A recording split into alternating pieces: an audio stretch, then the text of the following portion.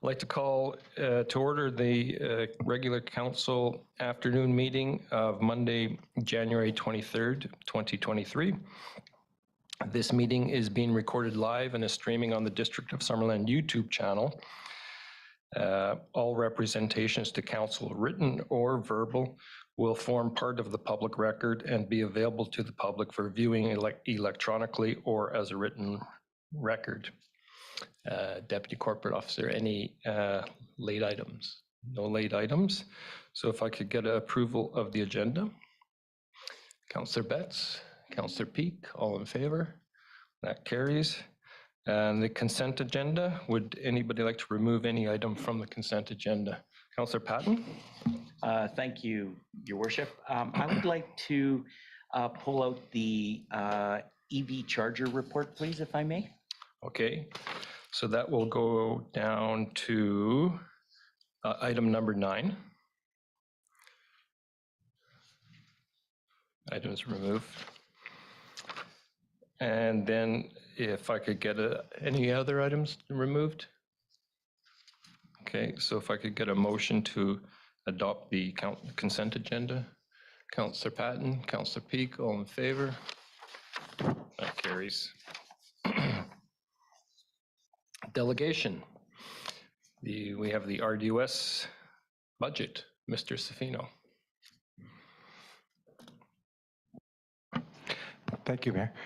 So, Mayor, Council, staff, thank you for having. As stated, I am Jim Safino. I'm the Manager of Finance for the Regional District of Okanagan-Similkameen, and I have the Accountant for Finance, Wayne Making. He's going to do a tag team for us. Just a little background on myself. I was the finance person for the City of Penticton for 32 years. I was the first CFO and the second CAO for the City of West Kelowna. And this is my second tour for the regional district. I was originally at the regional district, and I moved to West Kelowna, and I was asked to come back. So I must have done something right the first time. So with that, I have sarcastically a short PowerPoint presentation, and please ask questions as you wish.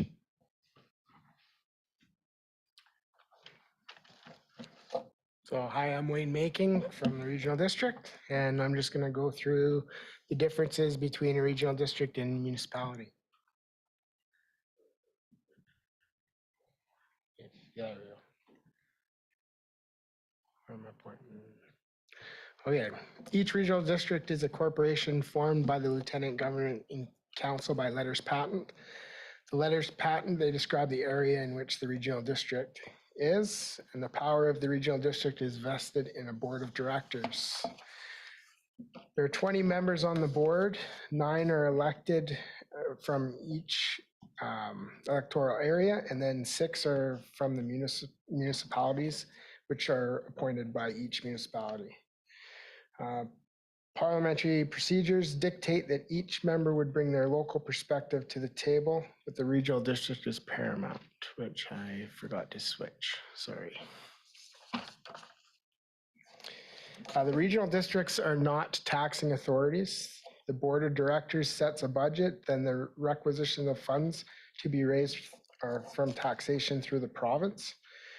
The province issues tax notices to citizens in electoral areas directly and assesses a 5.25% administration fee. The 2023 projected amount of that administration fee is $895,587.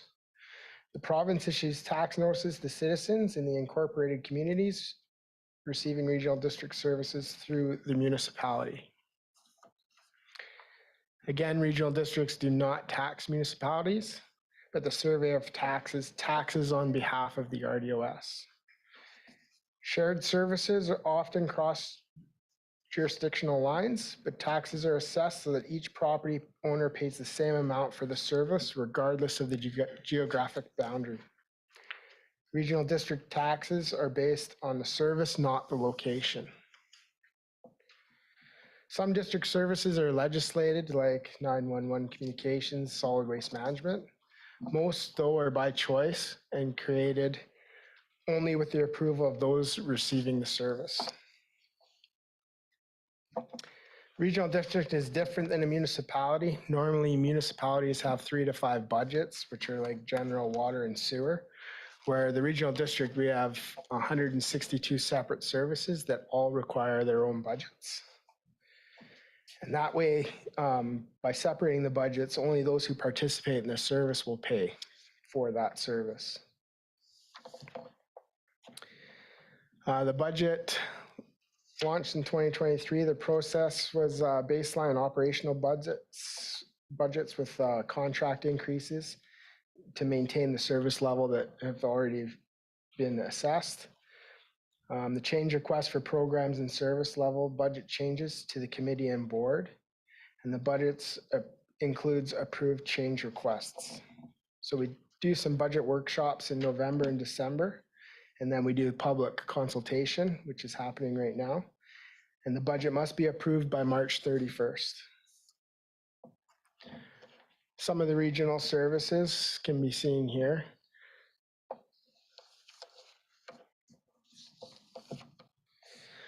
Rural services, where the majority of the electoral areas participate, which are not municipalities. And for rural services, all of the properties in the electoral area contribute to them. Shared services are only those participants in the service pay for that service. So examples are fire departments, parks and rec.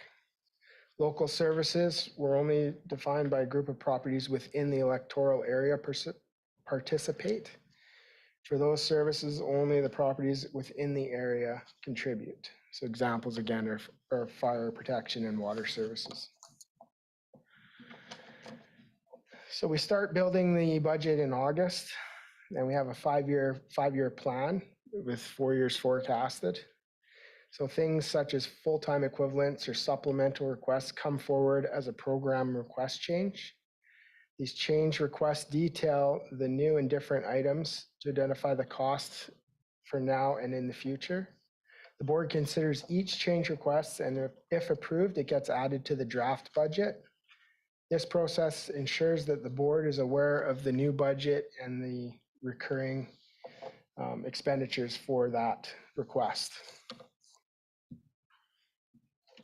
From the first workshops, a draft budget is created and presented to the board for first reading in early January, which we've just done. The board reads, we read it on January 5th. The official title of the draft is the 5-year budget plan. The draft budget then goes out to public consultation throughout February, with feedback coming back to the board for final reading and adoption at the March 2nd reading. The board can make changes to the budget until it is adopted, and it has to be adopted by March 31st. And I'll send it over to Jim. So any questions so far on process? No? So I've classified this as the fun part. So the factors affecting the 2022 requisition, as of the first reading, the District of West Kelowna, sorry, holy cow, I got some West Kelowna staff here. The District of Summerland, I'm still saying council instead of the board, just so you know, after 40 years of working for municipalities. So the District of Summerland comprises 13.69% of the total payments for the services that you belong at a regional level. It used to be 13.71, but once the assessments were out, the District of Summerland actually was below average for the assessment increases. So that meant other municipalities would have picked up the slack. Penticton also was down, but yours, in the next slide, will actually show why. The non-market growth in your area was 1.23%, while the average for the regional district was 1.81. This slide is new. The board hasn't seen it yet. I received the assessments for 2023 the day after the board saw the budget for first reading, and it's kind of hard to see at this stage, but you may have a copy of it. It shows that the District of Summerland is 14.57 average assessment increase, while the overall was 14.71. That big peak that you see, that's electoral area B, which is between Osoyoos and Keremeos. So their share went up substantially. So even had the budget was a 0% increase. Area B would pay a materially more increase. The administration, there's an administration charge that's been political for the last little while. Since I've been here, I've written 2 reports to the board and made recommendations on how it should be charged. One of the biggest changes was when I came in was the capital portion of the budget. There was no administration charge. Looking at that, I saw that it was not fair for the municipalities because as far as capital projects goes, municipalities do not have very many, if any.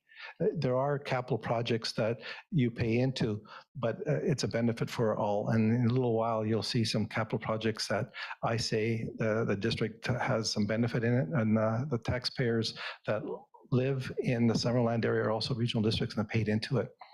So the administration charge for 2023 dropped from 80% operational, increase from 80% to 88%. The board asked to drop the capital charges from 20 to 12%. So it, based after 1 year's experience, we looked at that and I said, okay, we can justify 12%, and the board agreed. Just a question there, if we may. Sorry. So, just if could we go back a slide? So I presume that's methodology used. Yes, not yes. mythology. Kind of a Freudian slip there for us. Yes. Councillor Barkwell has a question. That's what I was going to say. Is this Jim Zavino's sense of humor here? But mythology, No comment. yeah. It's my bad spelling. The budget's right and balanced. So what's new happens in each of the budgets. Wayne stated earlier that there's some additional requests, full-time equivalent, grant requests, capital requests. They are not officially in the budget until the board approves them.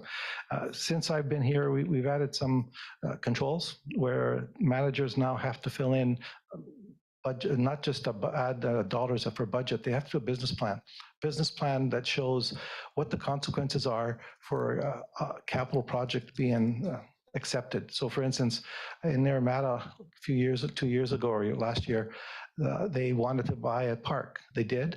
The park, the business plan was very specific and said, okay, you buy a park in year 2, 3, 4, and 5. These are the operational consequences so that the board doesn't get any surprises. And I've got a meeting in Naramata on Thursday that I'll have to explain that because their budget did go up. If you look at the detail, you'll see that Naramata is one of the highest increases, and that is one reason why. There's a lot of controls in there, and I just wanted to show an example. So the first control is this one here. That's the grant and aid requests. As the directors that sit on the board, there's a presentation made. The presentation by each of the nonprofit groups make their case on why the board should give them money. The regional district has specific controls, and the bottom part of this slide, it shows if they actually qualify or not based on the policy. As you know, the board, as a council, can also make a change on the fly. So they can override their own policy, and in some cases that they've done. Biggest single, I think, policy that should always be looked at is to make sure there's no double dipping. So I made sure that each one of the municipalities that belong to the regional district see this, and if you have someone on your list that is looking for a grant, you know that they've got it, and it should be a no. So that hopefully it might save you money. What's next is the FTE requests. The full-time equivalents, the managers are requested or required to fill out a full business plan of why an FTE should be accepted. And what I've done is I just made an example of all the ones that the board said yes. So along with this, and I didn't include it because I wanted to keep the presentation as short as it can be, who pays. So in the FTEs, we make a list of, in this case here, where it says for the facility attendant, Karameas and Area B, split the costs, and it gives them the consequence of what the increase is. Just as this one here, the presentation, as you can see, there's about 25 different codes that are charged to, the percentage, the implications of having it. And again, the business plan, if you are interested, it is online, and it's fairly detailed, and the consequences of having the staff. So consequence could be We need to buy a truck. We have to have another license for the computer, the desk, etc. So that some of them are fixed costs and some of them are variable costs. And just a continuation, IT, if you take a look at your budget for general government, you'll see that general government has increased, and this is one of the reasons, because the IT has requested some staff, and the staff's usually charged to general government or electoral area. So this slide here does split it up in between general government and electoral area. On the electoral area side, it's only the 9 areas of pay, not municipalities. And continuation for the engineering. And again, this is just to show you what is added to the budget. There's a big increase in the budget. It's about 6.5%. Sorry. Yes, go ahead, Councillor Through Pete. the mayor to Jim. How many staff do you have, and is there a component that is unionized? The union staffs, I believe, is BCGEU, I believe. Yes, it's unionized. How much we have, excluding the fire departments, because we have 9 fire departments. I'm estimating about 100, but that includes the landfill staff. And the last one is actually finance. So one of the things that I asked for is I'm big into succession planning, and I'm not able to do succession planning just because I don't have the staff. So I asked for a 0.5 so that I can have staff train each other. And the board did say yes. And I asked, just so to be transparent, I asked for early approval because of year end. Any finance department could tell you how busy they are for year end, and the board graciously said yes. The next ask, and it's also a business plan or supplemental requests, the staff have to do another business plan for the supplemental requests. By the way, the managers love me just because of the extra work that I required. A supplemental request is where you have a park, just an example, where you have a park where the grass is cut twice a month, and the manager sees fit that there should be 3 times. They can't put the extra costs in the budget until the board authorizes it. So that 3rd time has a financial consequence. That's a supplemental request. When they ask for that, they have to state why and what the consequences are for the future. So these are just an example of the ones that the board said yes. It's not an automatic. The next section is capital. These are the capital projects that the taxpayers of the regional district that live within your boundaries have contributed. On capital projects, there is no tax funding. It's already been funded at one point or another, either through reserves now, the grants, gas tax, which is I don't consider a true reserve, because that's money that just comes from the province. So those are some of the capital projects. Here's an additional more. This is a regional trails. And district, so this one here is just very specific, is the table on the following summarizes the overall requisitions. As of first reading, the requisition is $950,000, 55,800 more than last year, 6.25% increase. And again, I emphasize it's at the first reading. It still can change. I've got changes on my desk that will go to second reading from the board, different board members. And with the non-market change, it's 5.02%. This next slide shows all of the regional services that the District of Summerland is involved in. And the next slide details the actual summary. So this is by all 9 electoral areas and the 6 municipalities, and the PIB has got about 6 services that they contribute in. So this just summarizes the 1,074 pages that the budget is comprised of. Jim, we have a question here. Councillor Patton. Thank you, Worship. Jim, I know I ask you this every year. Can you please just enlighten me again on general government for $217,504? What it's for? Yes. So that question's pretty well asked from the last 3 municipalities that I've done. What I'd liken that to is compare it is, first I'll talk about electoral area government. Okay, that's the 9 areas city hall. the general government is, I would also liken it to the city hall here, except it's at the regional level where decisions are made. There's backup legislative services, for instance. You have a legislative services, we have one. It actually helps with the services that both our general and electoral area. So we very carefully look at the costs that are charged between the electoral area admin and general government, because essentially it's two city halls in one building. And that's what you're paying for, is the services that help you. One of the slides I had back here is the tops, there's about 10, 12 services that you're paying into, as well as the other 5 municipalities. That's the city hall component to work with those services. I don't know if that satisfies you, but that's what essentially I see it as. Thank you. Is it broken down to a percentage? It's what you're paying for and all the others is based on percentage based on assessment. So that's essentially the British Columbia way of doing things, is assessment. All right, thank you. Councillor Peak? Jim, I may be really out to lunch because I haven't been at this council table for a while. Where does the library services come? Library services. Where does it? That's so. It's an input. We're given a budget from the library services, and if I remember correctly, it's 50% assessment and 50% per capita, and then the higher the population, the more you're going to pay. So when I was in West Kelowna, I looked into that, and I believe that that's what the formula is. So we're just given a number, and on that one there, so you know, as of today, I still haven't received their final budget.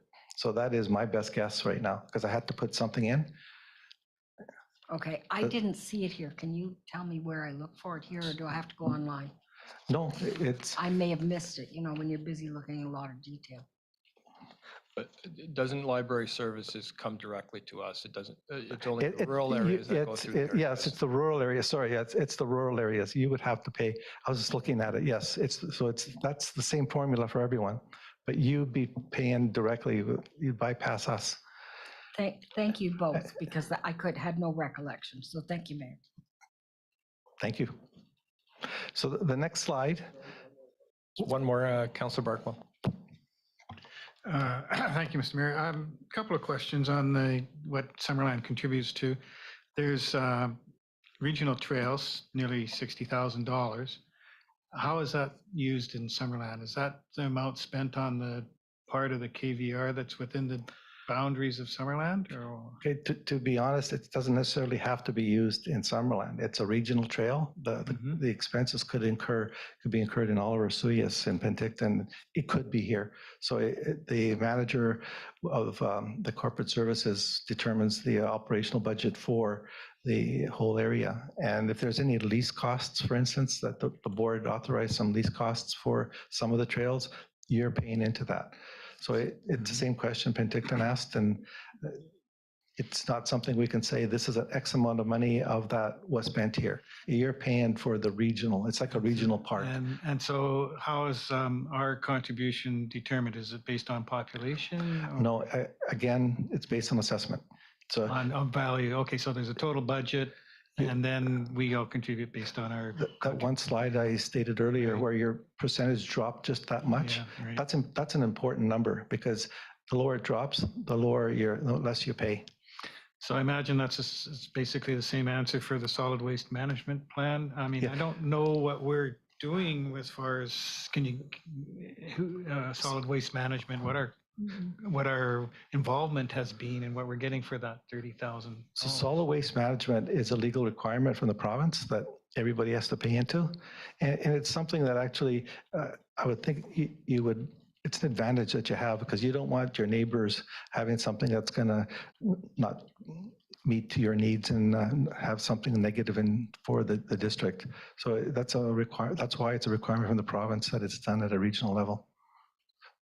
But can you tell us or maybe Joe can later, what we've been getting for our $30,000? Like, we don't take materials to the regional landfill or anything, so.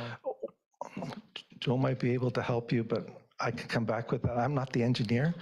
I usually have a stack of staff and I'm used to it for municipalities, but when you're talking to regional district, I can't, they're busy enough and they don't come with me. And I don't think Wayne can help me. You know, I think, so for regional trails, for example, it's just looked at on a regional basis. It's not looked at each different area, and you pay for your own area. Any resident of Summerland can uses any trail and does use any trail in the region, whether it's within our boundaries or not. And any, just like anybody from outside the region can come and use the KVR trail, which the RDS looks after, you know, and so it's about thinking regionally as residents as a region, as opposed to thinking of as being a Summerland resident. And I guess the same principle applies for the solid waste as well. I think Yeah. Graham had something to add on that. Thank you, Mr. Mayor. I was going to say something similar, and with solid waste, it's the regulatory obligation for having a plan for the entire region, of which we're a part because we have a landfill. But it's not something we're getting something back from per se. It's more something we're contributing to from a planning requirement. So it's how waste will be managed into the future for the entire region with all of its constituent parts. That's sort of what that planning requirement is that's imported upon the regional district. Councillor Peak? You might not be able to answer this, Jim, but I'll just ask it. As for instance, with expertise, for instance, in solid waste management, would we be able to access the expertise at the RDOS level? We have in-house engineers that are very good at what they do. We also have consultants. It depends on the workload and what is required, but we do have a very good engineer that I believe at one time worked here.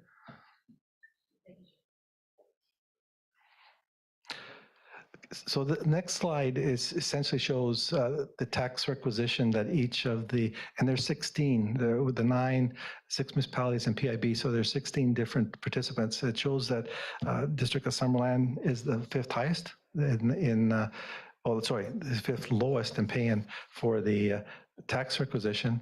And that doesn't always have a true picture. So I created something new that I brought in a couple of years ago, and that's cost per capita. So while you're the 5th lowest, you're the 4th lowest for cost per capita. So it shows that last year cost per capita was $74 for Summerland. It's $78.92 as of the first reading. And with that, I emphasize that the board can and will and has changed it for second reading. The biggest change is whenever and I'll say the directors because they're the ones that do the changing for the electoral areas, is they make a change and add something, your administration charge goes down and theirs goes up. And the meeting, I've got one this afternoon that I know it's going to increase it, not materially, but it will increase their budget and it will decrease all of the municipalities.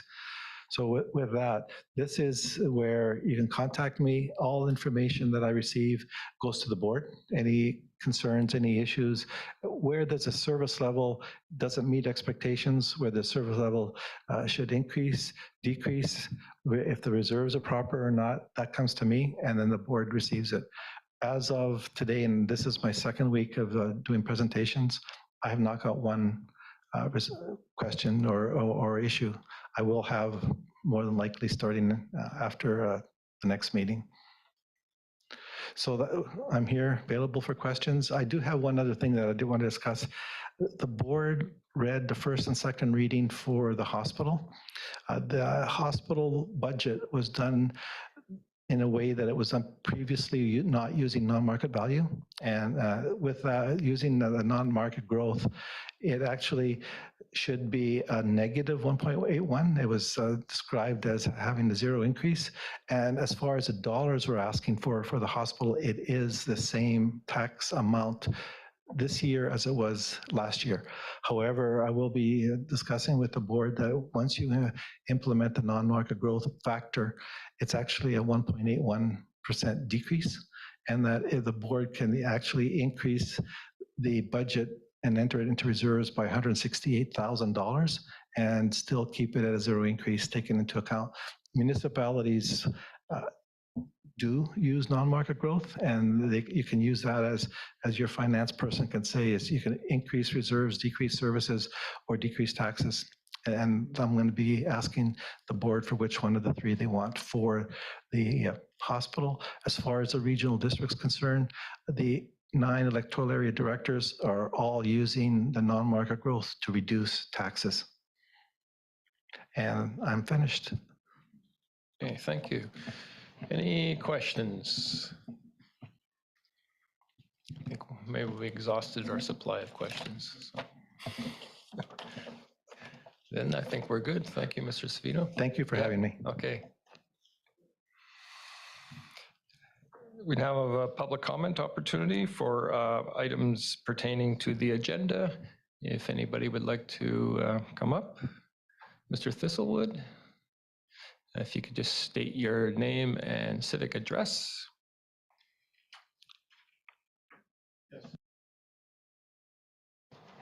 Good afternoon, Mr. Mayor, councillors, staff. I'm Howard Thistlewood. I live at 13608 Cartwright Avenue in Summerland. I've been there since 1999. I'm here really to point out that you're going to have, it looks like from the budget presentation, about $155,000 sucked out of Summerland residents to go towards the sterile insect release program. And I have concerns about this, which I would like to raise to whoever is going to be going to the RDOS board. And I'll probably be making a presentation to the RDOS about this. So the reason I'm a bit concerned is that following COVID, we had so many issues arising in different sectors of the economy. We've had so many difficulties. We've got to be careful with the money that we're spending. And I feel really concerned about those people who are being taxed. So every single business is being taxed. The farmers are being taxed. And just for a little bit of a history lesson, I'm not very familiar with making presentations like this now, but 20 years ago, I made over 100 public presentations up and down the valley to every single municipality, board, and worked with the 5 Indian bands because I directed the sterile insect release program for 3 years.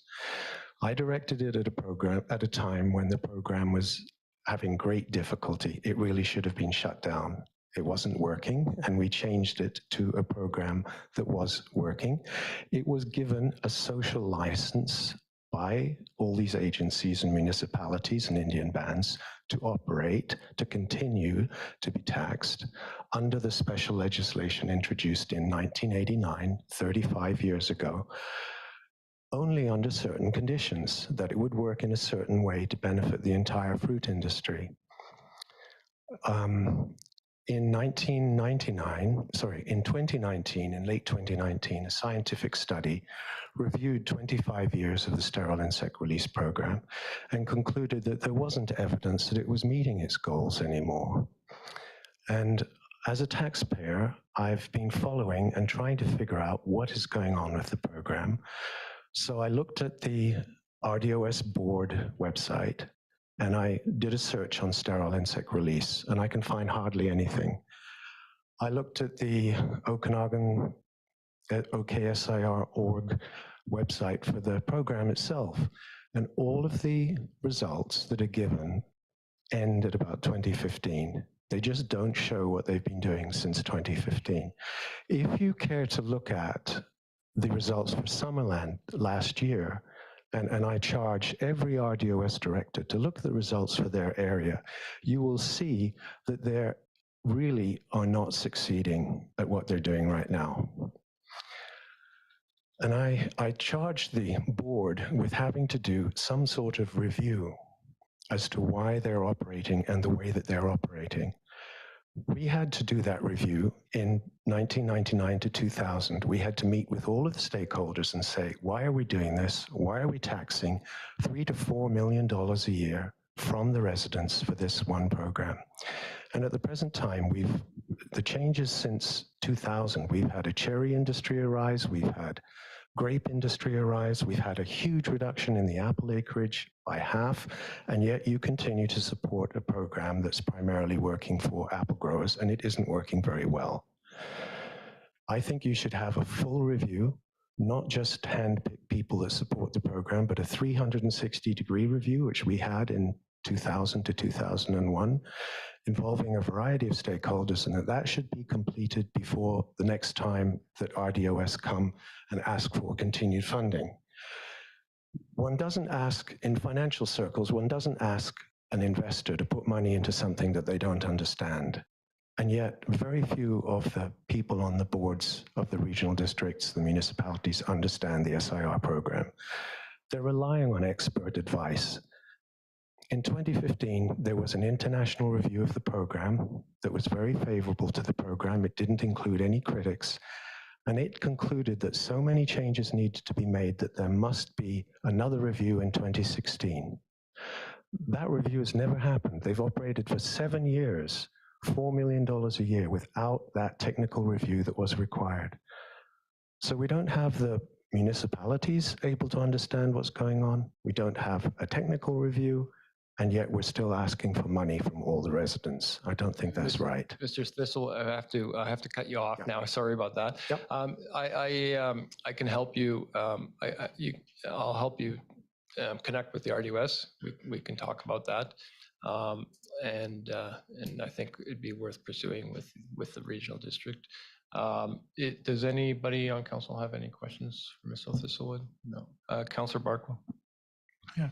I don't know if there's a short answer to this question, but and there's sort of two. How does the sterile insect release program measure its success? And is there a board of directors or something that sort of looks after the program? I can't really speak for them. I've observed them, and I was a member of the technical advisory committee. Over the years, they have demolished the technical advisory committee, the grower industry committee. They've changed the makeup of the board. It presently includes regional district directors and some apple growers. When you start asking how do you measure it, the scientific paper that I mentioned in 2019 looked for those measures and couldn't find them. It found that it had changed its objectives and measurements to being very vague and very general. And that's why all that you can look at is the summary every year of how many orchards have had codling moth and require spraying. And over the years, that has gone up and up and up. So you're paying for a program that says it's going to reduce sprays, but actually the amount of spraying is going up and up and up. It's about half the orchards in Summerland from what I could see this year.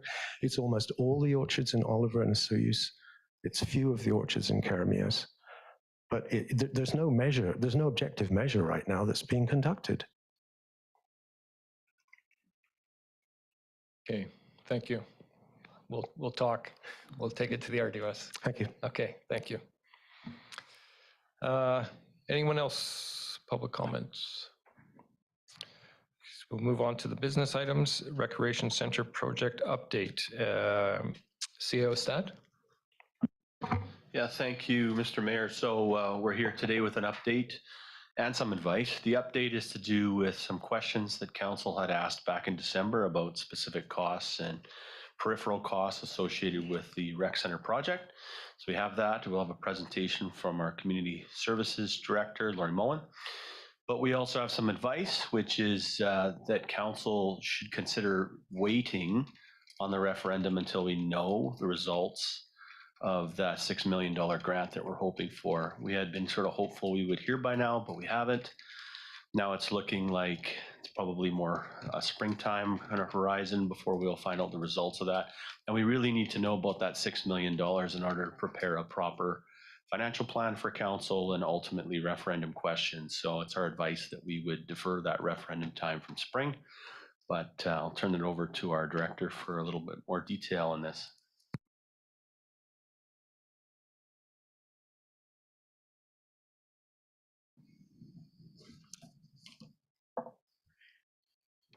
Good afternoon, Mayor and Council. As CAO stat has indicated, we're doing a update for Council on some of the cost escalations, and we're looking to discuss timeline around the referendum. Staff provided Council an update on the Recreation Centre project at the December 12th, 2022 Committee of the Whole meeting. The report included an update to the project cost estimate and corresponding estimated household parcel tax and property tax implications, an overview of civil connections and geotechnical assessment reports, and a presentation on green building options. Council requested staff follow up with more information on exclusions to the current project cost estimate.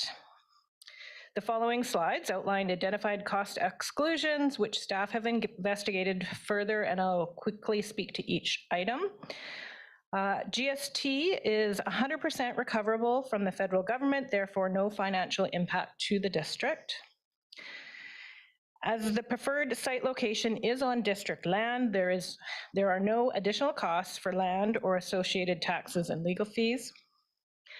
Demolition costs for the existing Summerland Recreation and Fitness Center facility was previously estimated at $1.1 million and has been revised to $1.45 million based on cost escalations. We are still in the progress of identifying ownership of the building with School District 67 and what would happen with the building once vacated. Financing costs for borrowing would be incorporated in the parcel or property tax increases and are dependent on the rates at that time. Councillor Peak. This may be a question more for Dave than it is for Lori, but I don't quite understand parcel tax. And one of the things I wanted to know is parcel tax only by parcel, or is it by percentage assigned by value of the property? Through the mayor to Councillor Peak, it is specific to a parcel. So there are a parcel could have like a class 1 residential, a class 6 business, and all those different types of things. It's the parcel itself that would incur the tax. Through the mayor. So there's nothing assigned to ability to pay, which sort of assessment does, like taxes does. That's what I'm trying to get at, Dave.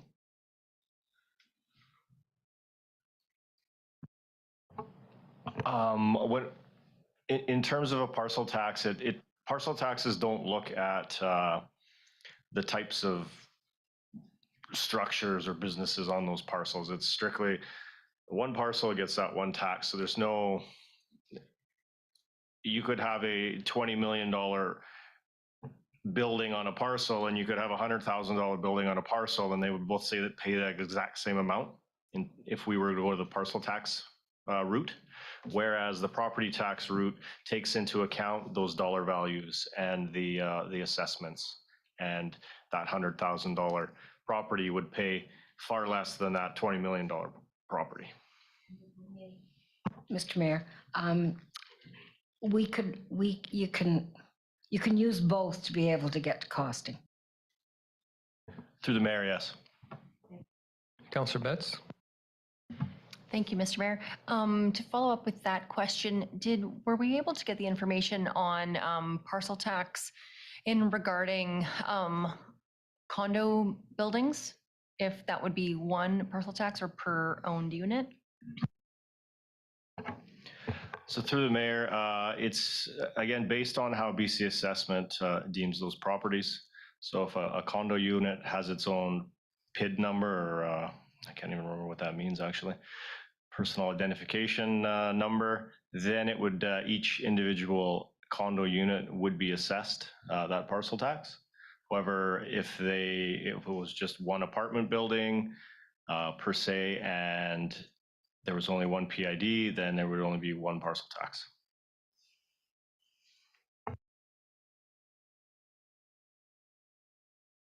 Carry on.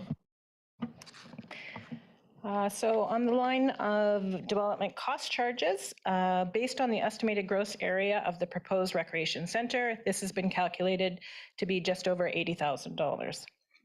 Of course, the construction insurance is included in the project through the contractor costs. However, cost savings may be incurred if it is taken on by the district. And bonding costs are also included in the Recreation Center project costs and the district quoted works. It should be considered in any additional District of Summerland-led offsite works.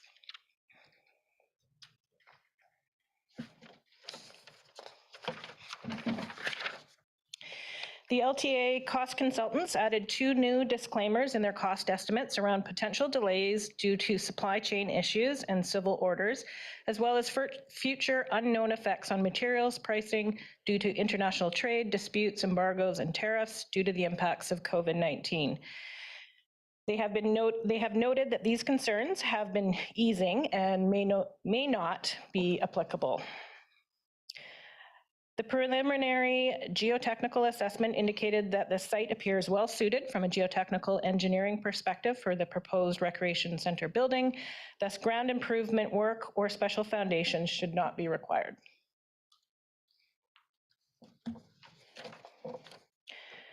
Costs associated with relocating staff and equipment from the old building into the new building, moving costs, IT hookups, et cetera, as well as temporary storage can likely be managed internally. No cost allocations have been included for any arena interior upgrades after the buildings have been connected. The fire suppression system for the arena is in the 5-year capital plan separately as an arena project for 2024 or 2026, but would be scheduled at the same time as the recreation center construction to tie into the water reconnection. And no costing is included in the project budget for a net zero carbon building. It is currently being costed out as part of the GICB grant application work currently underway.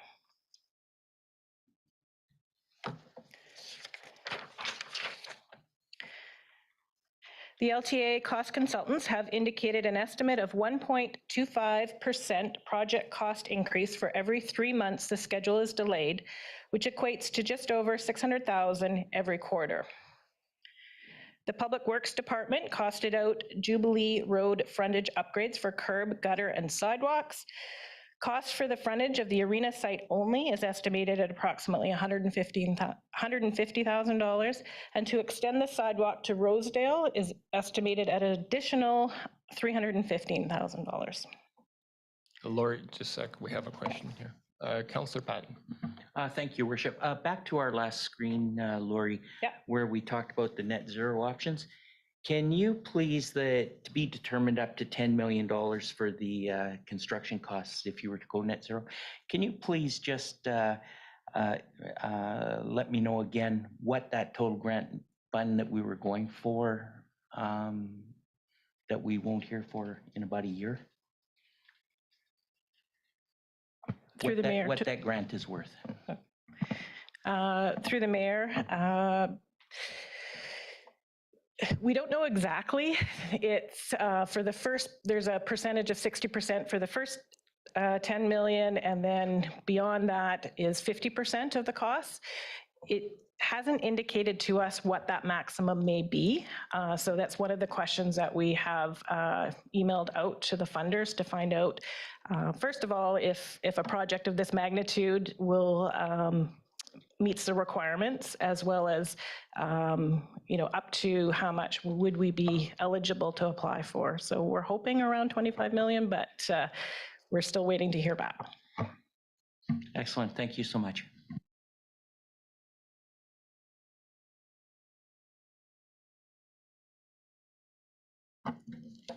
Okay, I think I am on third-party utility upgrade costs. The architects indicated that the costs would likely be minimal and small allocations for reconnections are included in the budget. The electrical upgrades are included at approximately $400,000 in the current budget. Any costs associated with off-site parking, traffic, or parking studies or off-site traffic circulation upgrades are not included. We're estimating if we want to move forward with any of those studies, they'd be approximately $20,000 each. And as a final note on the cost exclusions, there is currently approximately $3 million assigned within the budget for design contingency for risk or unanticipated costs, which the project architect feels is a healthy contingency. The district could assign an additional owner's contingency to cover further risks or off-site works if desired.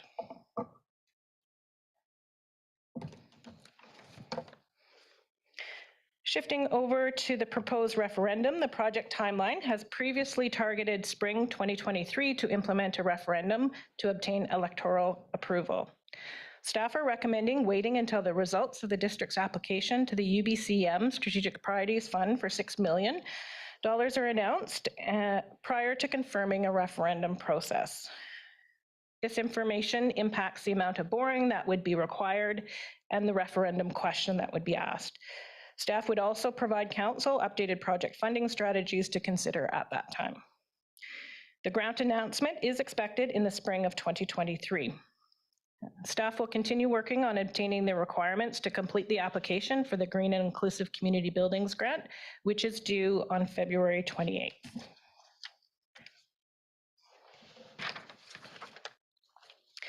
Staff are working with the RDOS communications and contractors to build communication materials and updating online information about this project. Current communication initiatives include our district website page. We also have connected into the RDOS Regional Connections interactive website. That provides the community a question and answer online option. We've posted a fact sheet. We have frequently asked questions document, which we will continue to update on a monthly basis. And this is an area where we have posted all the project reports that we've completed and also the recent council meeting reports. We're also doing ongoing project updates through the web, social media, and the utility newsletter. Future communications to be developed and implemented are ongoing community updates and news releases, project information materials. So we're looking to create some documents, postcards, and display boards about the project, project information videos, and in-person and electronic open house events after the referendum date is set. So with that, that concludes my report, and I'm happy to answer any other questions that council may have. Okay, thank you, Councillor Barkwell. So we have some engineers working on whether we can make this a net zero building. When will they sort of finish their work and we'll have an idea? Through the mayor to Councillor Barkwell, they have a lot of work to complete to do all the modeling, and they've mapped out a project timeline. If required to come back to council with any decisions on the grant application, they will come either the February, I think it's 13th or the 27th meeting. But they're going to have to be, full on completing all the aspects and the requirements of the grant application. And we'll come back to council if required. Sometime in February then, by the end of February anyway, we'll know whether, I suppose it's possible, but I do wonder if it's even possible to have a net zero swimming pool. I don't know, are there any others in the world or? Through the mayor to Councillor Barkwell, they're very optimistic that they can get to that point. So they're even looking at options without even doing heat recovery. They feel that they can achieve that. So time will tell. I'm hoping that there's a positive outcome there. I guess it depends on how you define net zero as well. So, Councillor Peak. I'm wondering what project videos might be included, and I'm wondering if we're letting people know how great the stresses are at the pool that we presently have in terms of videos. Through the mayor to Councillor Peak, absolutely. We want to provide informative videos as far as the project as a whole, but also the challenges that we're facing. So it'll likely include some footage of the existing facility. Councillor Trainer?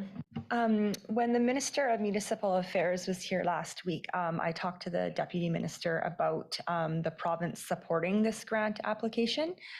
Is there anybody else that we could reach out to for support, like maybe the RDOS, when we submit this grant application, just to make it stronger? And also, have we heard back from the province about that letter yet?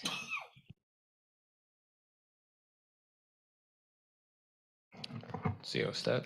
I can speak to the second question. No, we haven't. In fact, I haven't actually, since the meeting, connected on that.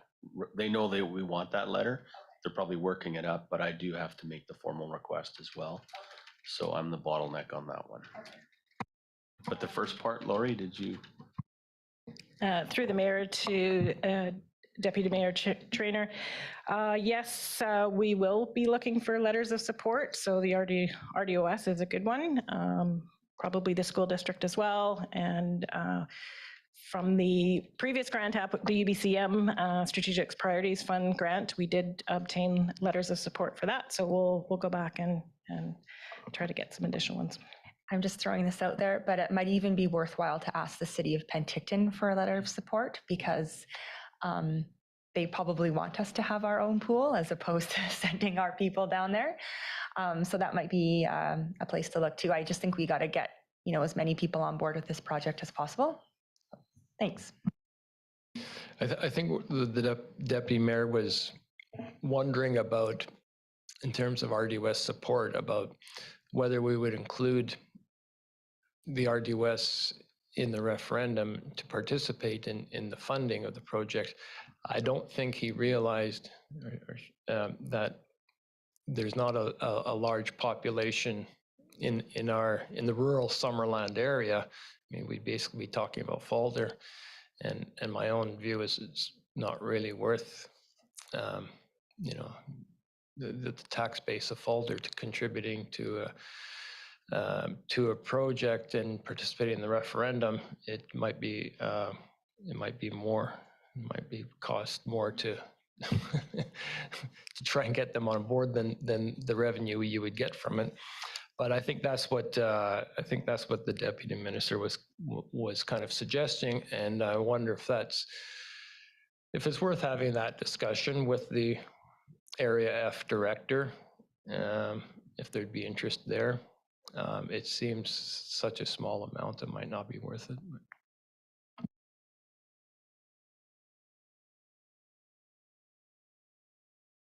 I don't know if anybody has any opinion on that, but Councillor Trent. I think it's worth reaching out to the director, Riley Gettins, and just asking her about how she feels about that. But that aside, I still think that we should get hopefully a letter of support from the RDOS for our grant application. So kind of two separate things. I was just wondering if there's any other potential grants out there that we might, are we looking for, or is it limited? Thank you for the question. I'm not aware of any ones coming up right away, but I believe we are reaching out to some of our local contacts, CIO, STAT, to do a little bit of research on what grants might be happening through our MLA and MP to see what might be coming, but I'm not aware of anything at this time, and we should get some information back from them shortly. Any further questions or discussion? It seems to make sense to me to wait till we hear about the $6 million before proceeding. Yeah, go ahead, Councillor Betts. I'll move to accept the report for information as listed, as written. And the second part as well, to maybe we just get that staff recommendation up on the board, the screen there. Okay. As was written. There. There we go. Oh, that was the wrong one. That was to receive for information and to return to council to discuss the referendum options and timelines after the grant announcement from the UBCM Strategic Priorities Fund. There you go, just as I said. So that's, Councillor Betts, you're making both?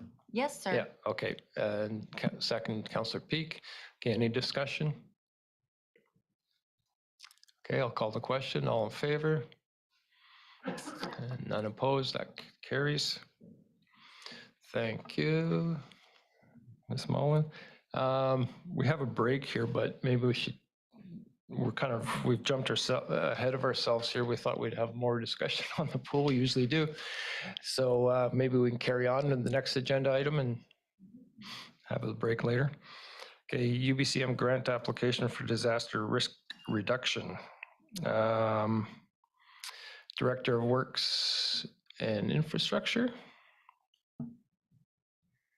Mr. Mitchell, go ahead. Thank you, Mr. Mayor. An opportunity for grant funding has been made available through UBCM for disaster risk reduction projects. The Community Emergency Preparedness Fund, CEPF, is a suite of funding programs intended to enhance the resilience of local governments. The intent of this fund is to support eligible applicants to reduce risks from future disasters due to natural hazards and climate-related risks through the development and implementation of effective strategies to prepare for, mitigate, and adapt to those risks. There are 3 categories of funding. The first one, Category 1, is for foundational activities, including risk mapping, risk assessments, and planning. That's got a maximum grant of $150,000. The second category is non-structural activities. This would be land use planning and community education, again, $150,000. And the final category, Category 3, is small-scale structural activities, and that's a grant maximum of $2 million. In order to qualify for Category 3 grants up to $2 million, a local government must have a project that's already undertaken appropriate risk mapping, assessment, and plans, such as the Category 1 projects. A project identified that would fit well with Category 1 grant is a series of storm-related areas which have caused significant localized flooding and damage to public and private infrastructure in recent years. These are locations which staff must attend to both during the more frequent high-intense storms, which we're receiving, but also we have to clean up after following the storms. Staff have identified several locations in the map attached to the report. However, the actual areas included in the assessment may change as we complete the work program. 2 of the identified projects are already identified within our 5-year capital plan, including Jewel Place and Orr Place storm projects. Many of the projects are also identified in our master drainage plan. Basically, this Category 1 program will allow Summerland to complete a comprehensive review of flood risks and develop mitigation plans that will put us in a good position to apply for grant construction money to implement the preferred solutions identified through this phase of the project. Should Council wish to support the recommendation, the following amended recommended resolution is that staff be directed to prepare and submit a grant application for up to $150,000. In the package, it says in the amount of 150, but we just said for up to 150,000 to the UBCM Community Emergency Preparedness Fund for Disaster Risk Reduction and Climate Adaptation 2022-2023 program for the Giants Head Catchment Flood Risk Assessment, and that the district commits to provide overall grant management for the Giants Head Catchment Flood Risk Assessment project, and further that staff be directed to prepare a bylaw amendment to Financial Plan 2023 to 2027, bylaw number 2023-001, if awarded the UBCM grant. Just to be clear, many of these projects, they're not all the ones from the master drainage plans, but they're the ones that staff are having to attend to every time we have a rainfall. And for most of these ones that we've identified this year, we had to attend them 2 to 3 times this year, both during the flood, but also the cleanup for several days after the flood. I'm happy to take any questions. Okay, thank you. Any questions? Councillor Betts. Thank you, Mr. Mayor. This is more of a comment. I think that looking for this grant seems like a really great opportunity, and it fits really well within our disaster management and our drainage plan. So I think good on your department for the work. I'm in support. Okay, Councillor Patton. I think that utilizing Jewel, I know that I did phone our CAO last summer in a rain event that we had, and it was nice to see that the truck came because they've already raised the electrical transformer by about 3 feet in that area. And as that water does build up in there, the storm just cannot take it away. So it'll be, I think that Jewel Place is a good fit for this grant. Thank you. Councillor Peak. I'm pleased to see that we do the work in advance so we're able to take full advantage of grants. So I appreciate the work that goes in to bring our plans up to this. Thank you. It's always ready. It's always good to have shelf-ready projects on the go for when those grant funding opportunities come up. Would somebody like to bring forward a motion? If there's no questions, Councillor Barkwell. I'll bring the motion as presented in the board. Okay. Seconder, Councillor Patton. Any further discussion? Councillor Barkwell. So there's the words in there like risk assessment and such, but so this is for the risk, we already know where it is. So it's really for the engineering work to do the design on how we would deal with this problem, or how far does it go? Yes, through the mayor. That's a very good question. It won't be the detailed design of each and every project, but it'll be looking at some of these projects where we can actually send the water to. Some of them will require property acquisition, so there will be, it won't be detailed design in those areas, but there will be some areas that will have detailed design completed for this, so we will be shelf ready for the $2 million grant. Okay, I'll call the question then. All in favor? And that carries, none opposed. Thank you. We'll just keep rolling, hey? Council strategic priorities, CAO? Sorry, Mayor, we do have a second part to that past item, just with regard to another funding opportunity. And Odessa is available to speak to it. Okay, let's do that then. Ms. Cohen. Where do I find that on the agenda? It is included with item 7.3. It just has two parts to the purpose statement, and then there's 2 sets of attachments to the agenda package.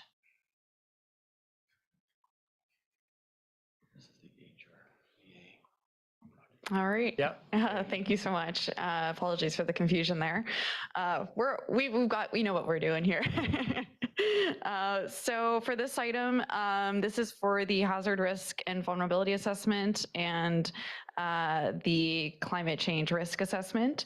Staff is requesting council to consider the recommendation to allocate $65,000 from the Climate Action Reserve Fund to support the completion of those 2 assessments, and that the staff be directed to amend the draft 2023 general fund operating budget to incorporate this change. So back last year in the summer, staff came to council on July 11th, 2022, to request staff to apply for the FCM and UBCM asset management program grants. The 2 together were designed to be stacked to put $75,000 in the hands of local governments.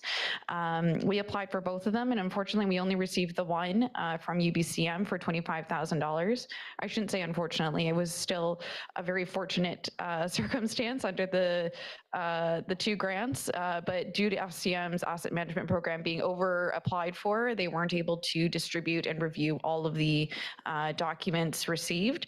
So unfortunately, we were not considered as part of that stream, and the future of that program is unknown still for this year. So at this point, we're just assuming we can't apply for this year, and we have the UBCM one that needs to be spent before, I believe, September 2023. As staff came to council in the summer, the documents are intended to update our current hazard risk and vulnerability assessment, which is currently 15 plus years old. As per the the Emergency Management Act and regulation, these need to be updated, and there has been a new set of guidelines for the HRVAs for the province, so we are well overdue for getting that amended. In addition to that, while this document is being made, a climate change risk assessment is done alongside it to support it. Staff would be developing and asking for a second document to be pulled from that that provides a bit more detail for staff to use in the way of a future adaptation plan and for future climate change risk assessments and adaptation. So these two documents together would provide a two-pronged approach to our adaptation process, as well as updating our documents as needed. Because we were unable to get the additional grant funding and we aren't able to apply for the UBCM disaster risk, staff is just requesting that council consider the allocation for the $65,000 for the total cost of the project to be $90,000.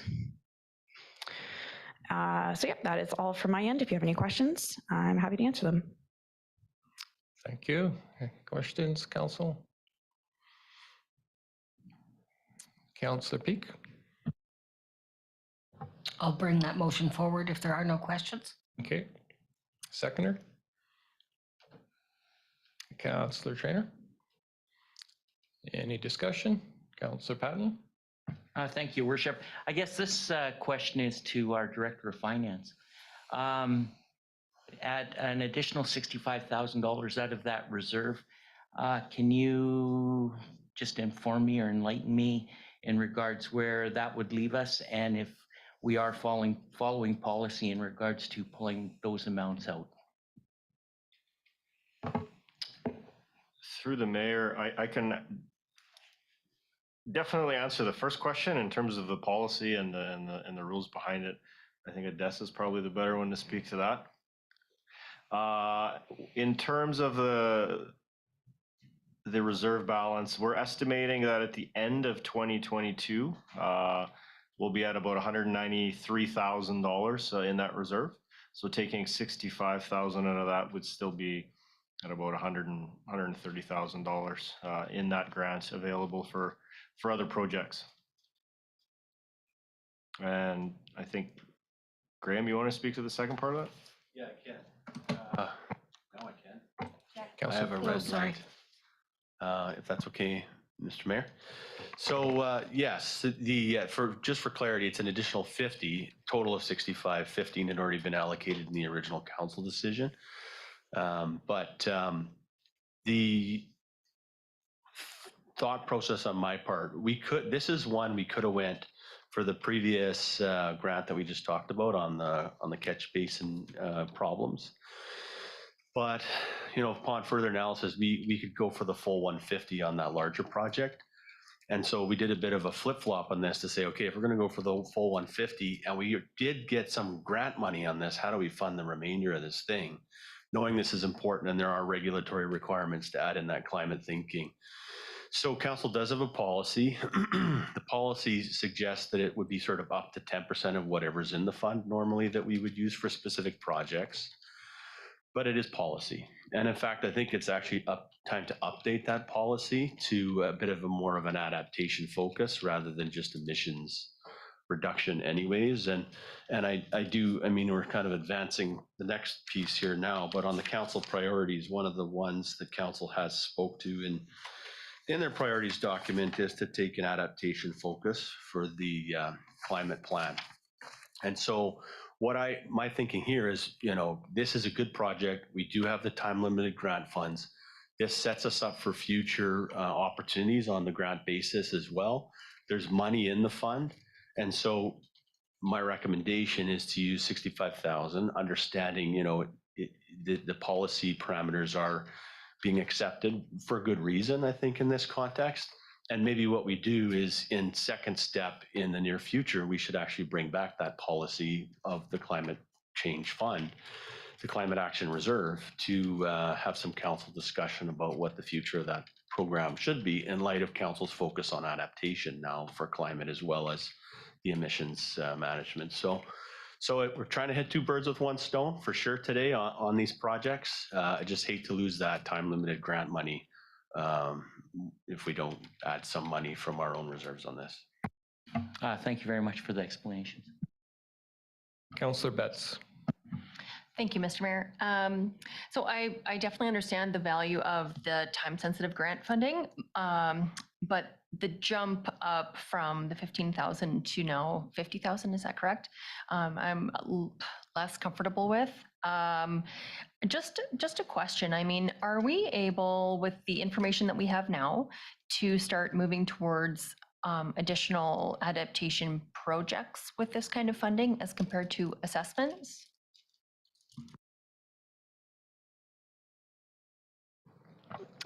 Through the mayor to Councillor Betts, sorry, can you clarify that a little bit more? Just trying to take the opportunity to look at funding that we can actually use towards like concrete projects to work on either our adaptation or emissions reductions, which we've already done so much towards, but looking at projects rather than reports and assessments. Just trying to look at how we can think critically about our funds strategically. Through the mayor to Councillor Betts, thank you for that clarification. Yes, you're absolutely right. At the end of the day, doing on the ground work is definitely that actual adaptation work. Unfortunately, with that does come with some assessments. So in this case, the HRVA is a necessary document that we need to have. That definitely has to be updated. The climate risk assessment is also valuable because we don't have any documentation to understand Summerland's regional context.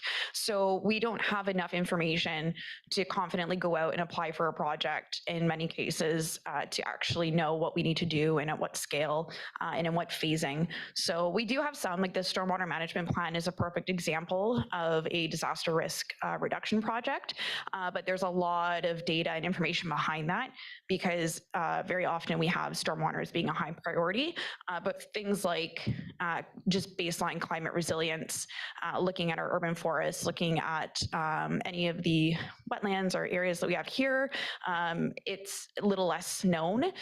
So these are good starting points. Ultimately, the goal would to have a climate adaptation strategy, which basically tells Summerland, these are our actual issues that we have in Summerland. These are the actions that we need to do in order to get there. So very similar to the emissions plan. And in order to do that, you have to have a starting point. So those are kind of what these documents would help provide. We would still need to do an adaptation plan, but it all has to start somewhere. Same with the emission project. We can't do any of the emission upgrades or retrofits or the solar or anything else without a baseline to start and the information and data there for us. Okay, thank you. Don't know what you don't know, I guess. Right? Councillor Trainer. Yeah, as with most projects and grant funding, you have to have a plan in place and you have to show the province and the federal government that you've done your research, which is just the way it goes, unfortunately. So the HRVA, that's mandated by the province. When is that?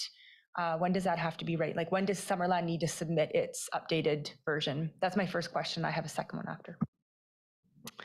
I would assume as soon as possible. From what I can recall, I believe the updates were within the last few years, so it is kind of up to us. I don't, as far as I'm aware, there's no deadline, but it is expected that we keep it updated. And with 2007 or 2006 being the last one, it's been quite a while regardless. Okay. I think Graham was going to add. It's all right. Go ahead. Okay, thank you, Mr. Mayor. I was just going to add in, the way they get you with that is it's not so much saying thou shalt update your plans by such and such.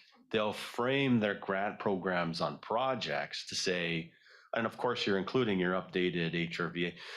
So they will start to, the senior level governments will start to attach grant funding to being ready. And so sometimes this stuff is a little bit frustrating, and I hear Councillor Betts' question there. It seems like plan to plan, but it's actually getting into place those pieces we need to be successful in the big grants that we want later to actually fix this infrastructure and be ready for those provincial pots of money. Okay, and just my second question, the Climate Action Reserve, can you remind me how that's funded again? And there are attachments in terms of what we can spend that money on. It's pretty specific, right? Through the mayor to the deputy mayor trainer. Yes, so the Climate Action Reserve Fund, we received funds before 2022. It was through the CARET program through the province, and it's the same thing. The province has been giving us funds through that as soon as we do emission reporting.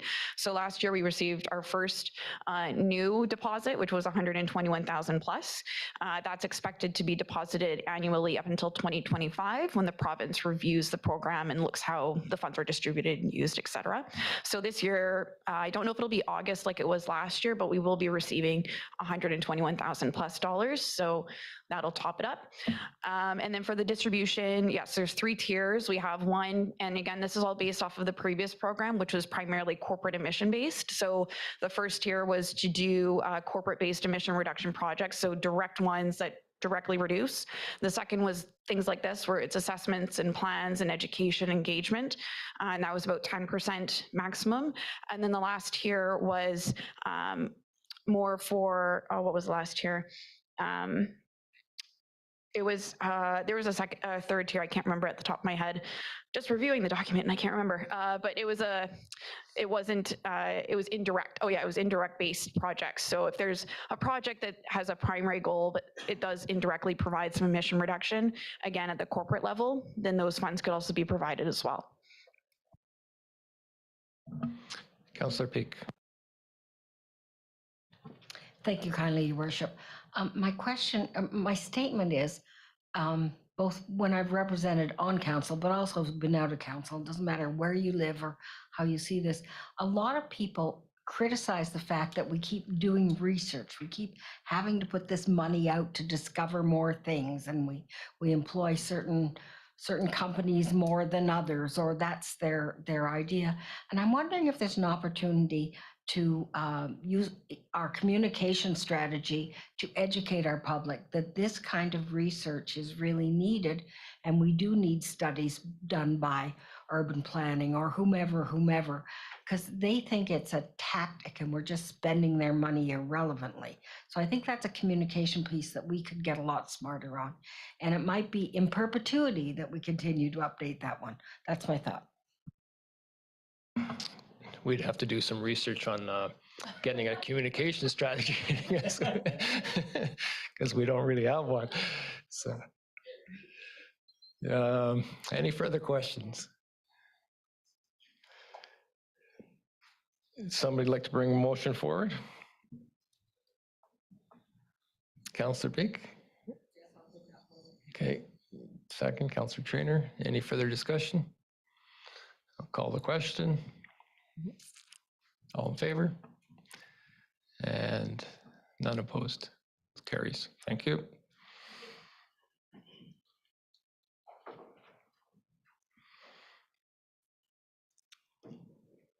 Now, Council's strategic priorities, CO stat. Yeah, thank you, Your Worship. So I'll be pleased to speak to this. And as soon as I find it, here we are.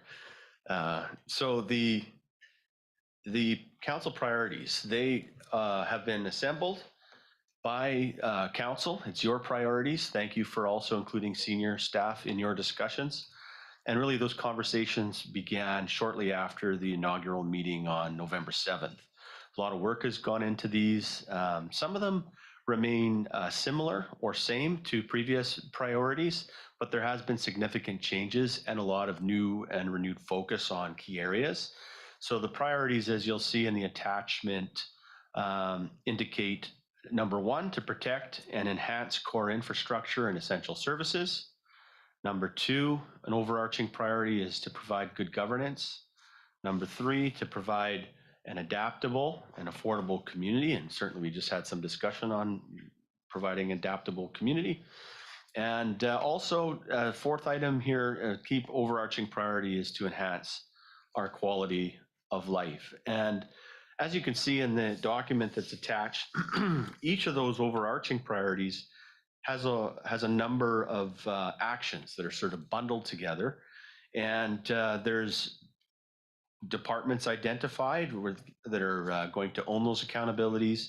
A start and end timeline as well as provided. And of course, there are other priorities that occur, operational priorities, other priorities that emerge.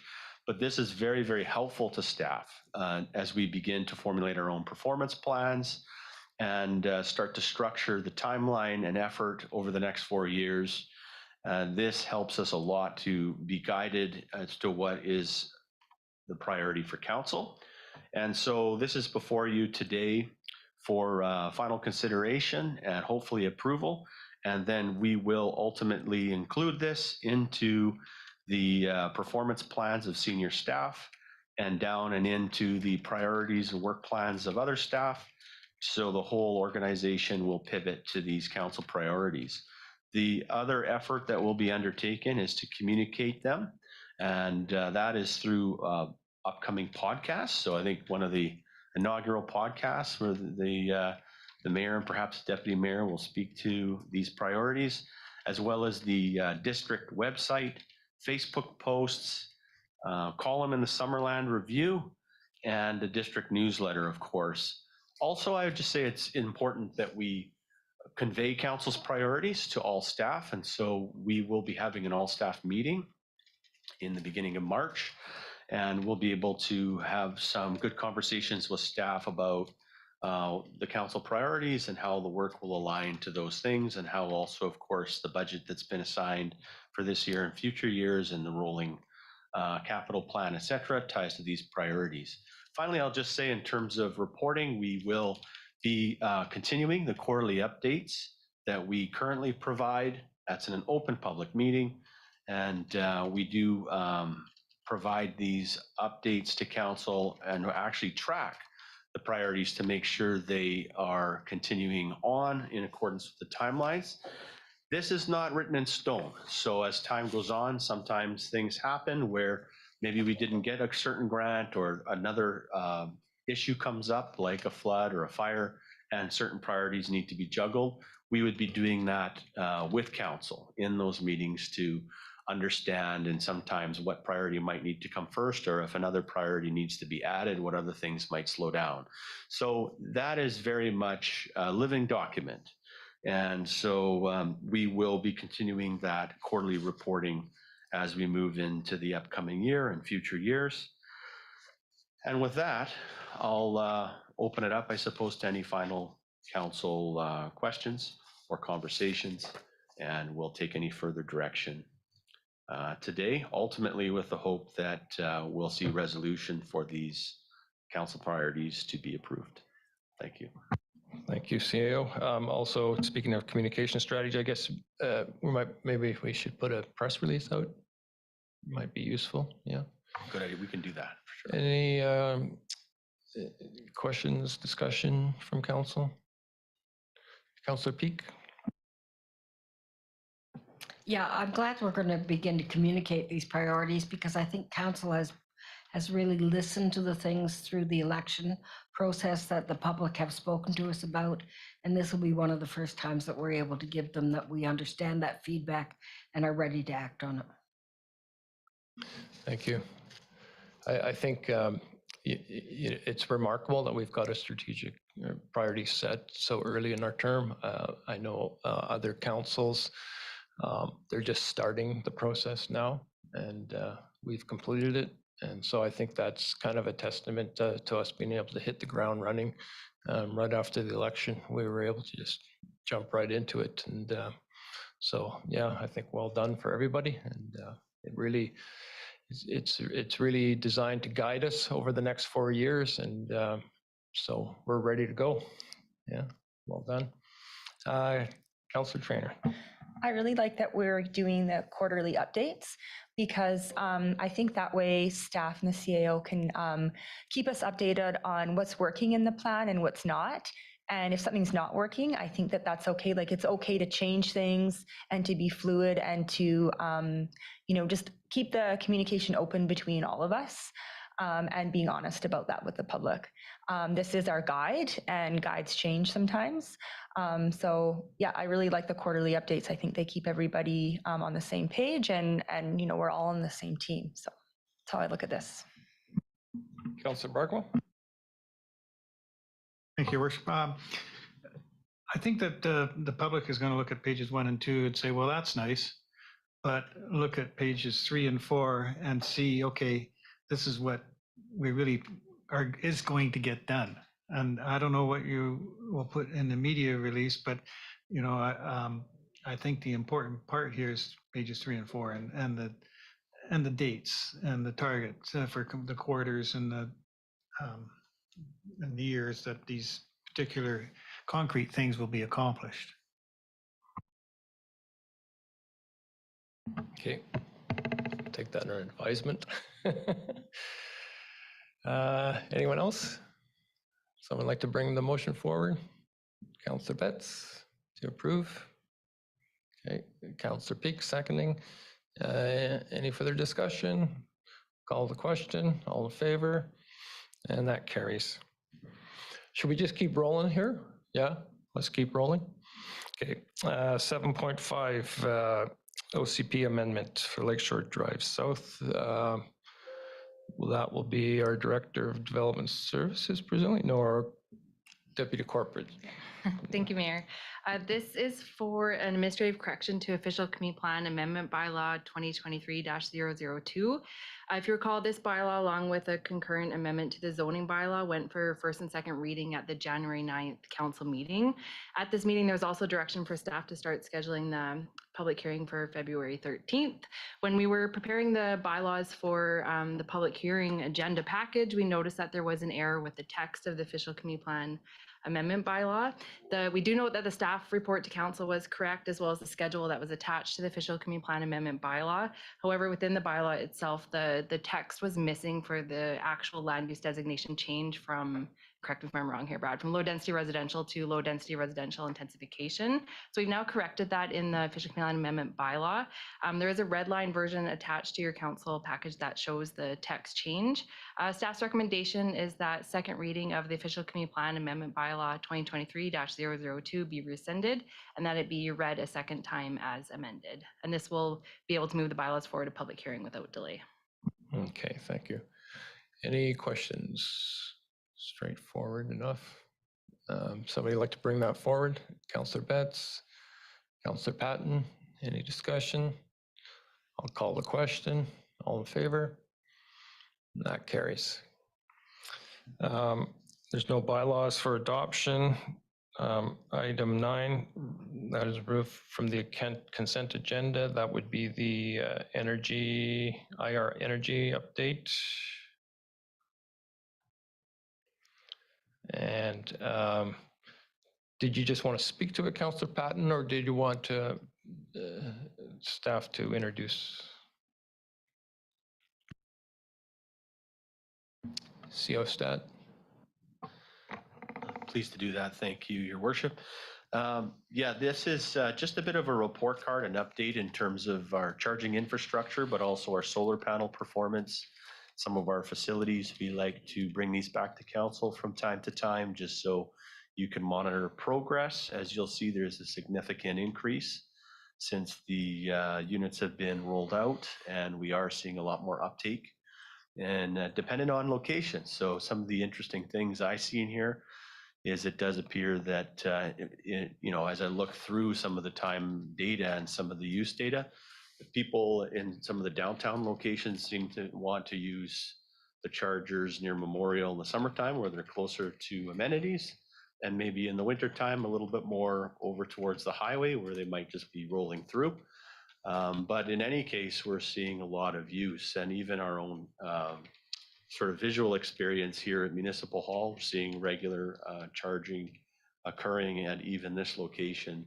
And so this report card speaks to the 26 different chargers, gets down to a level of detail in terms of the fees and also the particular sessions and the amount of energy utilized based on the fees that are charged. And we can certainly answer any questions that council may have on this. I will note we caught a small correction that needed to be made and updated the report, I think around 11 a.m. today, that was put back into the package just on there was an accidental switch between the fees being charged and the sessions, but we've corrected that now in the document itself and take any questions. Okay, Councillor Patton. Thank you, Worship. During our budget talks last week, we were talking about areas in which we could look at increasing revenues. And one of the things that didn't come up was EV charging stations. And when I take a look that we have approximately 27 EV charging stations that generated $12,135 over the course of the year, I really would like to look at a fee increase in the usage of these EV chargers. Just as a background, we all know that we're going to receive about $594,000 in gas tax credits, which is a credit to us on fossil-based fuels for gasoline. And so I think that when we take a look at $12,000 on the investment that we've made in the chargers, I do feel that that's a place that we may be able to create a little more revenue for our citizens. Thank you. I guess the question, if I could just extrapolate a question out of that, is we from time to time review our fees for all kinds of services. Is there a schedule for reviewing our fees for this? Presumably we want to compare what the norm is in the region and that sort of thing. Thank you, Your Worship. I'll take a crack at that. I don't think we've created sort of an operational rhythm to when we review these fees. It's at the discretion of council, and so with the question being raised, we can certainly take a closer look, do some of those comparisons, see what makes sense, see how much fees might have room to grow. Obviously, we're seeing increased revenue through increased use, but I do hear your point as well, Councillor Patton, and maybe we want to take a closer look at that as well to see if we can maximize the revenue opportunity. And on that note, also, I mean, I noticed, Lower Town is very low, and I suspect that's because of the location, stuck in that kind of little parking lot there that nobody knows about. Is there also an opportunity to review the location of these and of these stations? And I don't know how easy it is to move them if one's not really in a location that's working as well. It could be. Thank you, Mr. Mayor. We can always do that. Yeah, there's an investment to move those and to change and to build other infrastructure elsewhere. But certainly we can always make changes to the infrastructure locations to make sure it makes sense to the users. I would note the Lower Town ones are still fairly new, but there is a lot of traffic down there. So if we don't see that use increase, then maybe there needs to be consideration there. Yeah, I certainly think there should be one in Lower Town. Just, it's just kind of an awkward location, that one. Councillor Traynor, then Councillor Peak. I was just going to say that maybe with the Oasis development being completed and hopefully more businesses going down there, that will probably increase over time. Councillor Peak. Thank you. Perhaps in the future looking to relocate, but I understand the cost involved with that, or I can appreciate the cost involved with that. I would want to make sure that there's identification of all the locations. They're easier to see up here. The one that perhaps we're speaking about in Lower Town is sort of behind a structure, and I don't know if there's a sign out at the sidewalk. Maybe just greater identification might make that more useful. Being new to this process, I'm wondering, my question was, when we receive funding to do these, did the funding that we received for EV stations and their and locating them, actually putting them up, did that cover all the cost, or do we have to put funds into them as well? So it's really an education for me. Through the mayor to Councillor Peak. Yes, so we received, it was done through two different separate grant programs, and they were done around the same time between 2019 and 2021. So I believe it was either 73% or 75% was covered by provincial and federal combined grant funding, and the remainder was covered by the district. Yes, is there?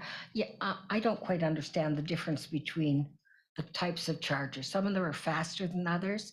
And I understand that because we're two different funding times, are they now only funding the faster, or how does that work? Through the mayor to Councillor Peak. So they are still funding it for a range of charger speeds. So the speed is basically determined by how quickly your vehicle will charge. Unfortunately, it isn't consistent across various electric vehicles because they all develop them in a slightly different way. So some vehicles will charge faster than others, even on the same charger. But generally speaking, yes, there's still tiers of funding that it's Enercan, who primarily does the EV charging program. They'll go from basically your low level to your very high fast level 3 chargers. So that is still happening right now. Last time I checked before the Christmas break.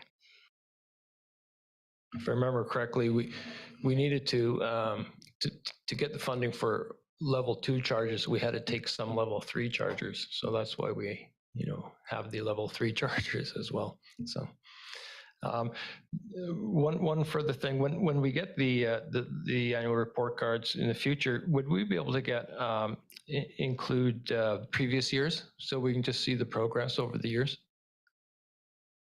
Through the mayor, sure, I can definitely do that. That'd be great. Yeah. Councillor Barkwell.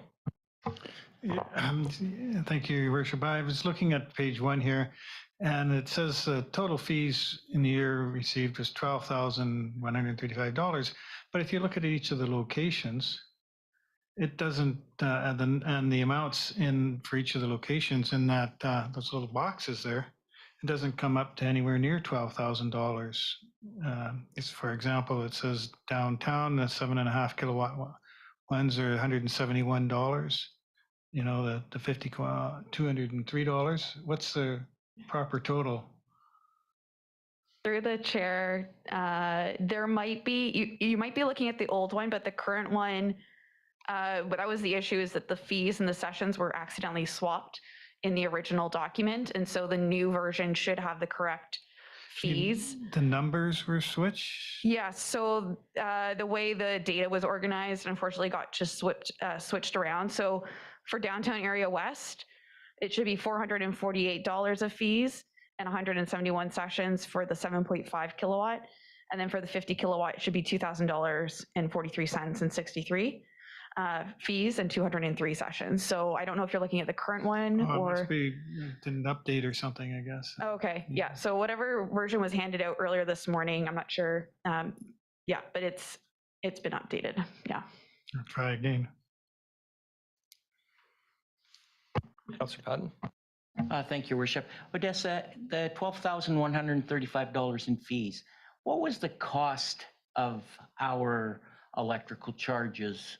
Because I would assume that the 12,000 is total fees and not, if you can, what we made on those chargers?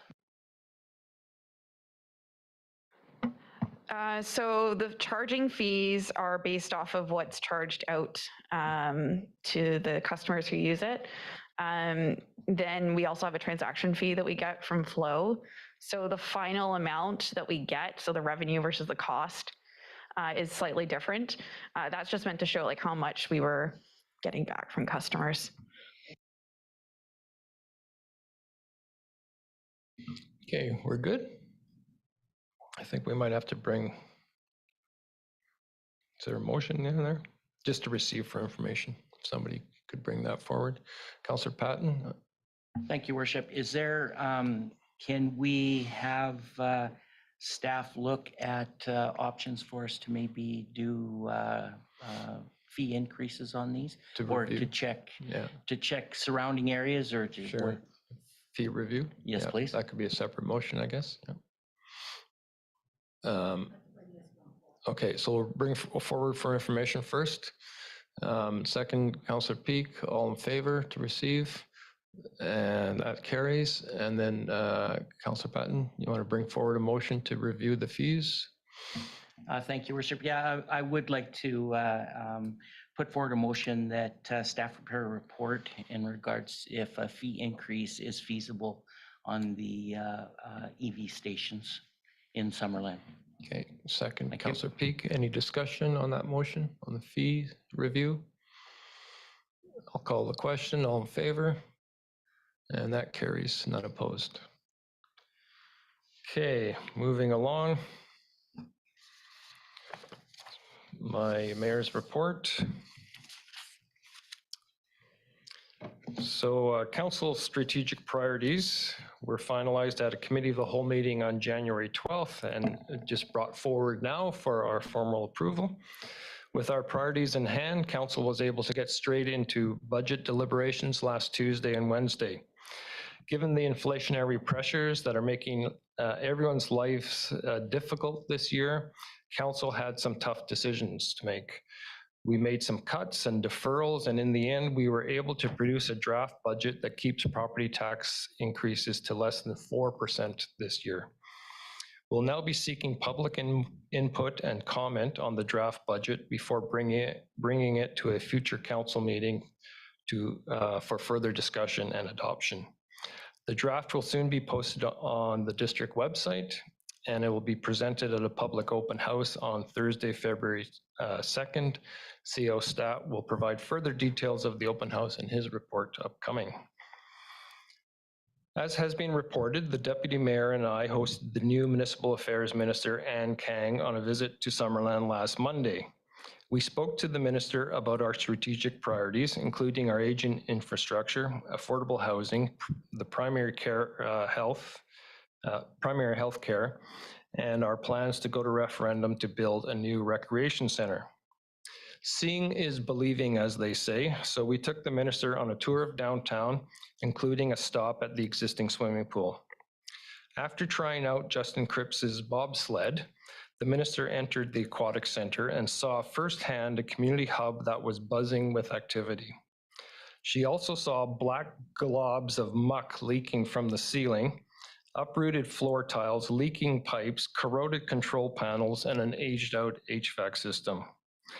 As we seek government grant funding, it's important that we demonstrate the need in the community for a new rec center. I think we managed to do that.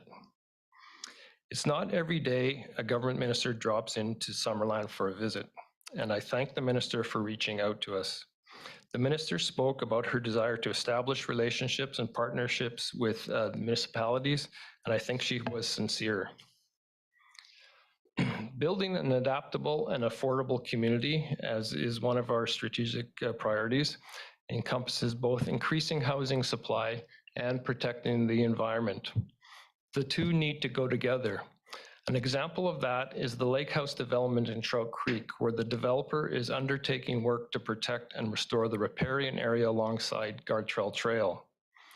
On January 13th, the Deputy Mayor and I joined the CAO and other senior staff on a visual inspection of the trail.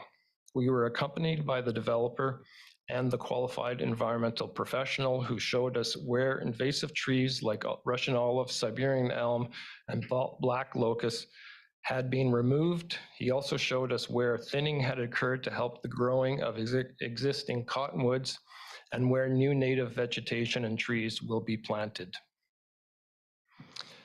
Another one of Council's strategic priorities is to further First Nations reconciliation and to continue building our relationship with the Penticton Indian Band. On January 12th, the same day we finalized our strategic priorities, I met with Chief Greg Gabriel. The meeting came in the wake of the news that welcome signs on PIB land had been defaced with hateful language.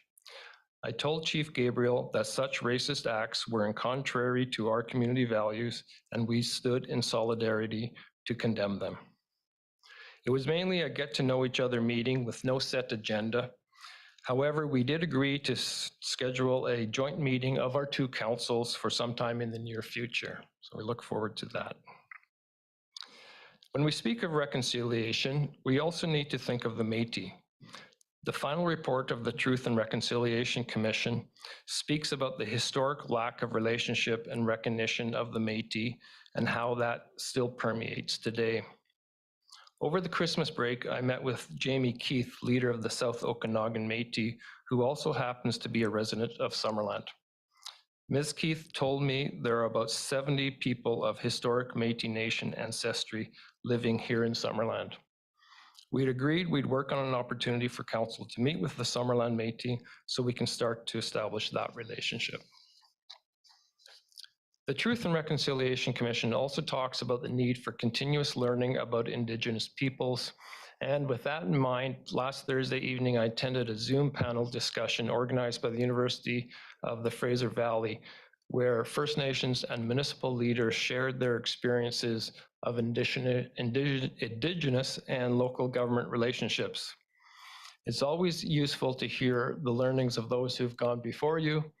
And there were a couple of key takeaways from the former mayor of Kamloops, who spoke about the city's cultural and heritage agreement with its First Nation neighbors, and from the District of Mission, where the council adopted 9 principles of reconciliation as they move toward becoming what they call a city of reconciliation. Moving on to the RDOS, at last Thursday's board meeting, it was agreed to apply to the UBCM Community Emergencies Preparedness Fund for a $117,000 grant to support technology connectivity, increase regional training, and volunteer recruitment and retention for the emergency support services throughout the region. The RDOS has been successful at obtaining funding for this program every year since 2017. And like in previous years, the 2023 application includes participation from the District of Summerland and the Town of Oliver, Village of Karameas, and the Town of Princeton. Emergency support services in our communities play a critical role in helping people impacted by floods, fires, and other emergencies.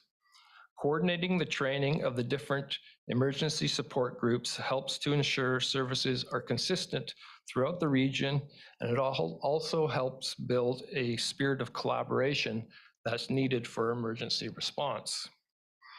Also at last week's RDOS meeting, as we heard from Mr. Safino, Interior Health presented its 2023 capital funding request to the Regional Hospital District. The Regional Hospital District is the same board as the regional district, so it's just got different names. The request was for $3.5 million for a range of projects, including $1.3 million for primary care projects in Karameas and Princeton. The board agreed to provide financing through a combination of long-term borrowing and reserve contributions. And as we heard from Mr. Savino, there will be no increase in the tax requisition from last year. Overall, the average residential levy fee for the regional hospital district this year will be the same of about $116 per property. And that's my report. I'll turn it over to CO Stat. Thank you, Your Worship. So in terms of my report, as the mayor noted, residents are encouraged to attend the budget open house on Thursday, February 2nd from 5 to 8 p.m. at the Arena Banquet Room. That room is in the upstairs portion of the arena.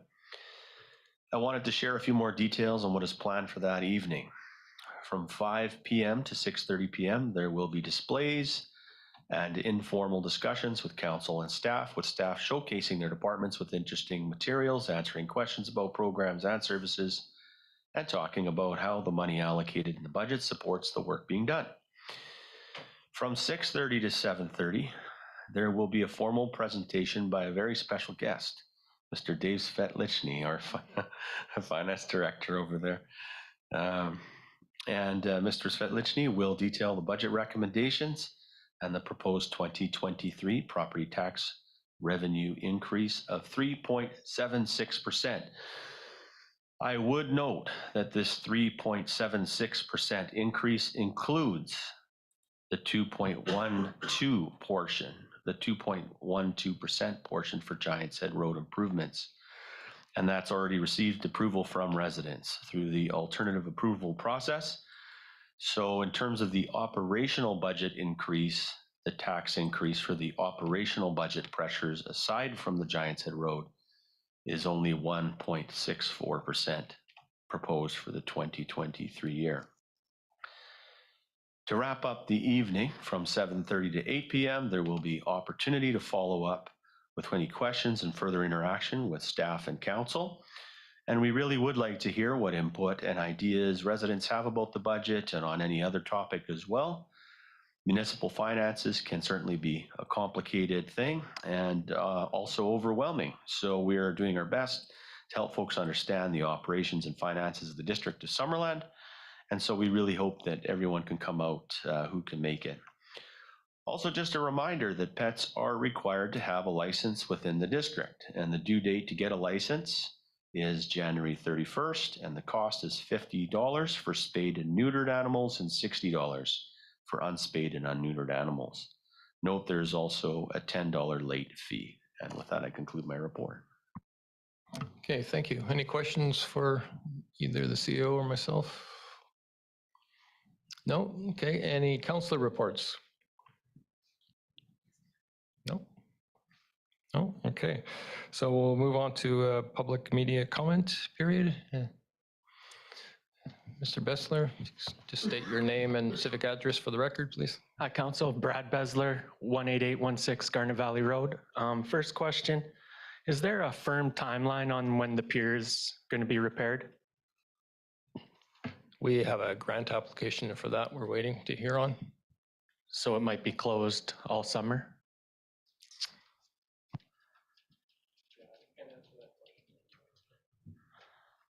For the few questions related to the pool, the costs increased 30% in the last year. Council is deferring the referendum till the fall now, which will be essentially a whole nother year since the last assessment. Will voters be provided a new cost assessment before the fall referendum? Well, we decided today we'd wait till the spring, or we'd wait till we hear about that $6 million grant before moving further. So that will be something discussed at that time. And previously it was when that article came out with the 30% increase over a year for costs, it was estimated property taxes would increase about $560 for each average resident per year. For those calculations, what was the length of the loan and what interest rate were used to make those calculations? I would have to get back to you on that. Okay. And so I guess you wouldn't know the total cost to taxpayers over the full length of the term? Because obviously it wouldn't be, if you took out the loan for 49 million, it wouldn't be 49 million taxpayers have to pay back. They have to pay back the interest in that. So I'm curious to know what the true total cost would be. Yeah, we'll provide you the full details. We can provide you all that full details in an email. It's not really an answer that could, a question that can be answered verbally. And it was discussed also that consultants are being hired to determine if the pool could be net zero. And it was expressed that the consultants are working hard. Is there a cost to taxpayers for that assessment, the net zero assessment? Well, I suppose there would be, yes. Is it known? We'll get that back to you in the same email. Is there someone I should email these questions to? You can email them to me, I'll forward them to you, or email them to the CAO and he'll forward them to the right person. Either Perfect. one of us is fine. Thank you. Yeah, thanks. Any, nobody online? No. So I'd like to have a resolution to close the meeting to the public. Councillor Peak, Councillor Patton, all in favor?